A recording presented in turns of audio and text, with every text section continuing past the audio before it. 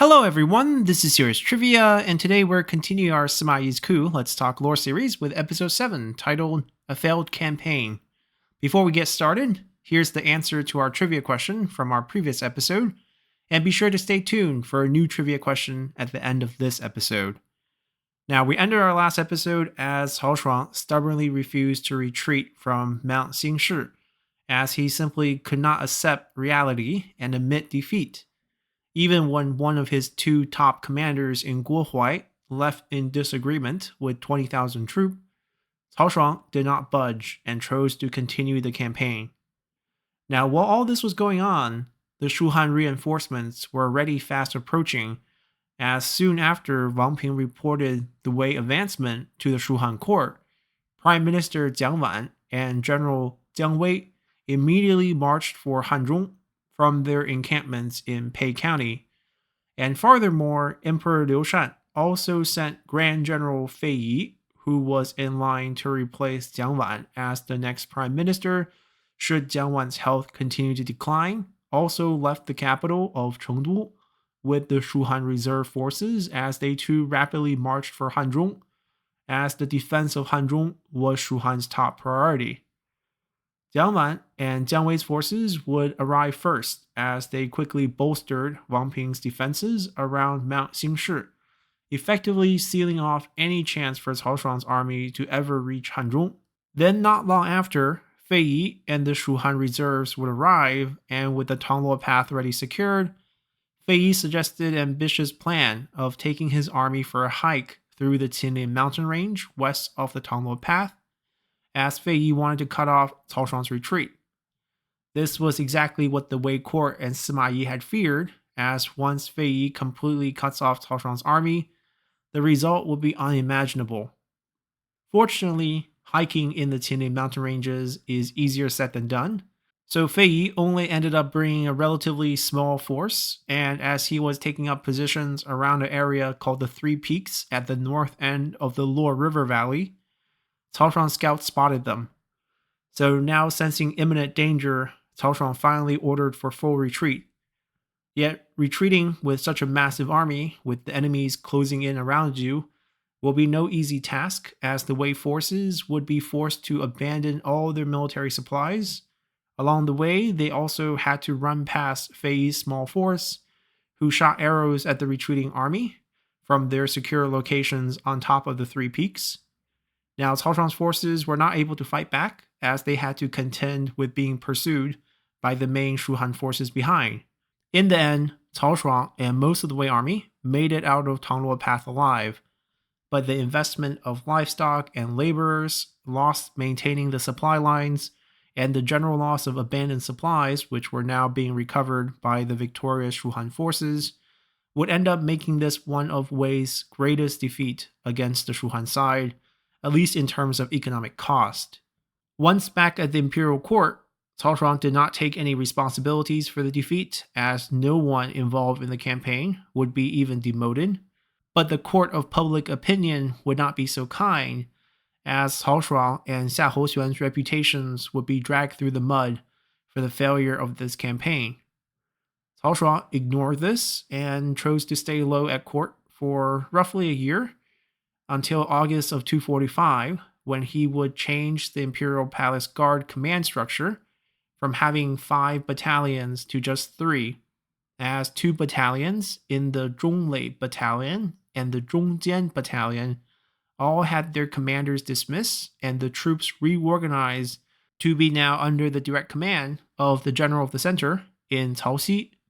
This was a particularly odd arrangement, as all 5 battalions already answered directly to the General of the Center,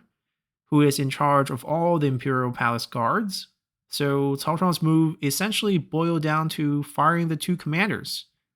But Cao Shuang did it in such a roundabout way by getting rid of the battalions entirely. I can only suspect that these 2 battalions were most likely the 3,000 personal retinue given to Sima Yi when he first became co-regent. Unsurprisingly, Sima Yi fiercely protested this change, but with Cao Shuang in control of the court,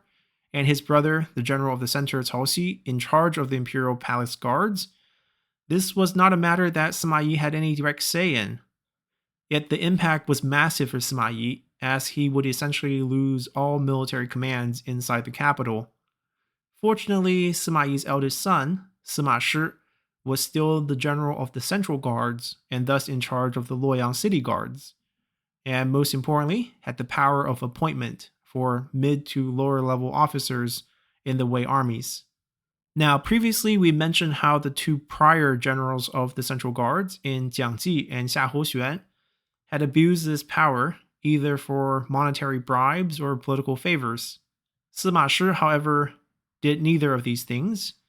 as he would strictly promote mid and lower level officers based on merit. So, in those few years, a lot of capable officers from poor backgrounds who previously did not have the means or the connections for advancement were now elevated by Sima Shi up the Wei military ranks. This, of course, was the right thing to do, but more importantly, this group of mid-level officers became fiercely loyal to Sima Shi, as otherwise they would have never gotten a chance due to the level of corruption within the Wei political system at this time.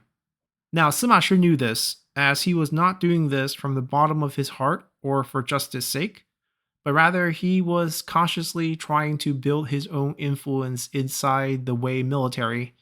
to help him and his father, Sima Yi, to balance Cao Shuang's growing ambitions at court. Now, for the most part, after Cao Shuang's failed campaign, Cao Shuang and Sima Yi coexisted in court, with their only major arguments being the changing of the Imperial Palace Guard battalions in 245 and how to deal with a refugee problem after a Wu invasion in 246. We're not going to get into the details of this attack by Wu, but essentially the result was tens of thousands of refugees who fled north following a Wu attack, and Sima Yi wanted to temporarily move them to a safer area in the north, and then return them back south after the Wu threat waned. But Cao Shuang argued that these refugees would be too expensive to move north, as they were already problematic in their current area north of the Han River, as the government had no means of housing them there. Therefore, the best solution is just to herd them back to where they came from and hope that the Wu forces were done with their raids. Sima Yi strongly disagreed with Cao Shuang's assessment and even went out of his way to show how he believed the Wu forces would continue their attacks in the areas around Zhazhong, and sending these refugees back would just be gifting them to the kingdom of Wu, as they frequently kidnap Wei citizens to work as forced laborers on their Tuntian farms, which is why these refugees fled in the first place. But once again, Cao Shuang had more influence at court, so he got his way, as the refugees were forced back to their homes on the border. And sure enough, Wu continued their attack on Zhazhong, and in the end, kidnapped tens of thousands of Wei citizens, including these refugees, and used them back as laborers on their Tuntian farm. As population and agricultural output were directly related in this time period, such a loss, especially a preventable loss, rubbed many of the older court officials the wrong way at court. One such official was Sun Li, who originally was Cao Rui's choice to advise Cao Shuang when he was first being made into co-regent. But Cao Shuang did not like Sun Li's strict and incorruptible nature, so Cao Shuang promoted Sun Li away to become the prefect of the Yang province. In this post, Sun Li would receive top honors for fending off a Wu invasion led by Quan Cong, where he ended up injured many times in battle. So for his heroics, Sun Li was promoted to become the governor of the Ji province in the north. Here, Sun Li would resolve an 8-year land dispute between the neighboring Qinghe and Pingyuan commanderies by using an old map from the Warring State period, ruling in favor of Pingyuan. However, this upset Cao Shuang, who favored Qinghe due to some financial implications of the land in dispute, so Cao Shuang tried to pressure Sun Li to reconsider his ruling. But Sun Li sternly reprimanded Cao Shuang and threatened to quit. Cao Shuang felt personally attacked and took up Sun Li's threat and fired him on the spot, as Sun Li was placed under house arrest for 5 years for verbally attacking a senior official. Yet Sun Li's reputation still had weight at court, as other officials would continue to speak up for him and the injustice placed on him, until finally Cao Shuang relented. But instead of restoring him back to his former post, Cao Shuang now picked him to become the new prefect of the Bin province, which, due to severe mismanagement in recent years, had been coming under repeated attack by Xianbei tribes. Therefore, this was a tough and dangerous job that no one really wanted. Now, before Sun Li would assume this post, he made a visit to Sima Yi to express his discontent with Cao Shuang and hoped that Sima Yi could right the ship, as Wei was not headed in the right direction. Sensing his frustration, Sima Yi told Sun Li that for the time being, all they can do is have patience. So no matter how bad things get, he must endure. Now, this would obviously be a sign of things to come, as I'm sure after Sima Yi was stripped of his Imperial Palace guards in the prior year, the preparations for the coup was probably underway. More importantly, this was also a reflection of how many of the elder statesmen and officials within the Wei court were displeased with Cao Shuang, and were already hoping that Sima Yi could step up to displace him. Now, before we get there, the major turning point in this political battle between Sima Yi and Cao Shuang would occur in April of 247, when Sima Yi's wife, Zhang Chunhua, would die of natural causes at the age of 59. And to find out how the death of Sima Yi's wife would impact the political battle between Sima Yi and Cao Shuang, and how it would set the stage for the coup, come back next time as we'll continue our story from here.